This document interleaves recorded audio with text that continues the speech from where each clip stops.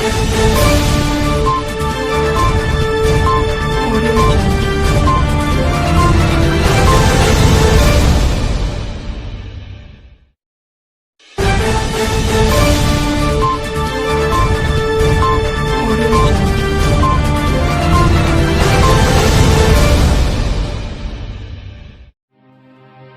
के एआरटीओ दफ्तर में उस वक्त हड़कंप मच गया जब एसडीएम आम आदमी बनकर एआरटीओ दफ्तर पहुंच गए।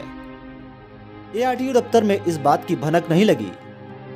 एआरटीओ दफ्तर में पहुंचते ही सदर एसडीएम हिमांशु नागपाल ने एक कर्मचारी से लाइसेंस बनवाने की प्रक्रिया पूछा। वहां मौजूद कर्मचारी ने एसडीएम से कहा कि वो बाहर जाकर किसी दुकानदार से जानकारी लें। यह सुनते ही एसडीएम साहब का पारा 7वें आसमान पर चढ़ गया।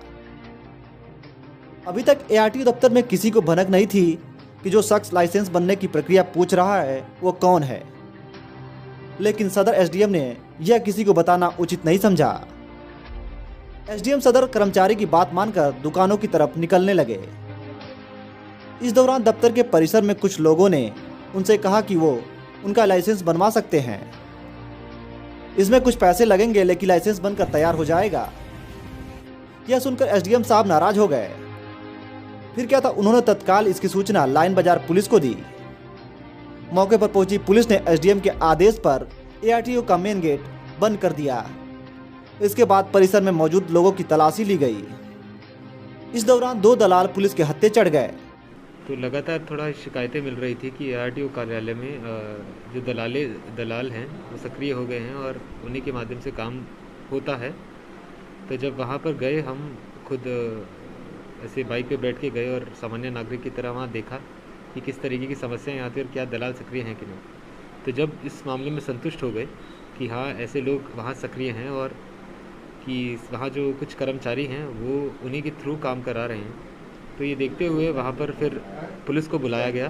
पुलिस को बुलाकर गेट बंद कराया गया और कुछ चेकिंग कराई गई। ऐसे में ही पता चला पीछे वाले गेट से कुछ लोग भाग भी गए।